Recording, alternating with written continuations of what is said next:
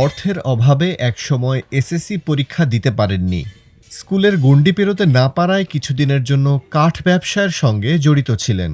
তাতে খুব একটা লাভ করতে না পারলেও কয়েক বছর পর ধান মাড়াইয়ের যন্ত্র, হারভেস্টর তৈরির একটি কারখানা খোলেন।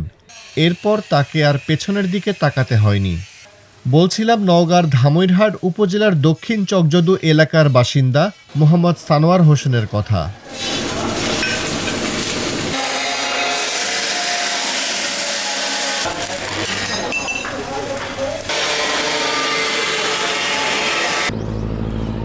উপজেলার আমাইতাড়া এলাকায় আইএইচটি সংলগ্ন মুক্তিযোদ্ধা কমপ্লেক্সের পাশে সানোয়ারের এই কারখানা। ছেলের নামের সঙ্গে মিল রেখে কারখানার নাম রেখেছেন রাসেল ইঞ্জিনিয়ারিং ওয়ার্কশপ। 10 জন শ্রমিক নিয়ে চলে তার এই ছোট্ট প্রতিষ্ঠান।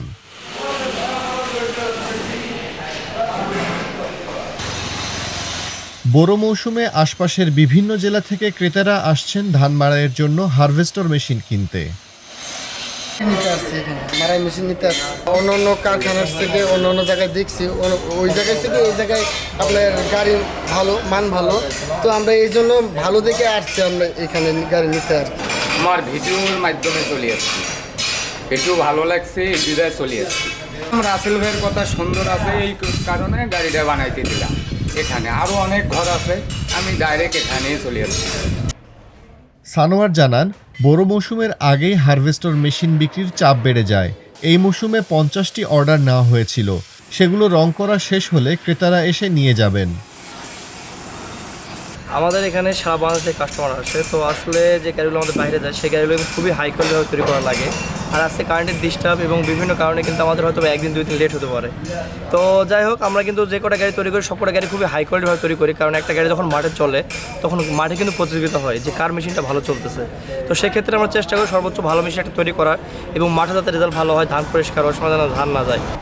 তিনি আরও জানান, লোহার দাম বেড়ে যাওয়ায় লাভ খুব কম হয়।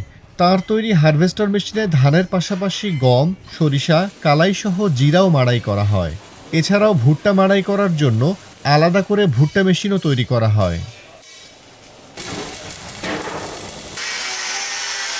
ধান মাড়াই এবং ভুট্টা মাড়াই মেশিন বেশি তৈরি হয়। ধান মাড়াইয়ের ভিতর 2টা আইটেম আছে, যেমন একটা পিছনে ফ্যান ইন্ডিয়ান মডেল, যেটা আপনার সুবিধা একটু আপডেট মডেল, আর এটা আছে যেটা বাংলা মডেল সেটা।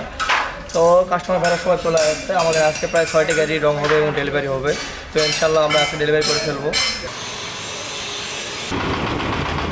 সরকারের কাছ থেকে প্রণোদনা পেলে এই যন্ত্র বিদেশে রপ্তানি করা সম্ভব হবে বলে জানান মোহাম্মদ সানোয়ার হোসেন।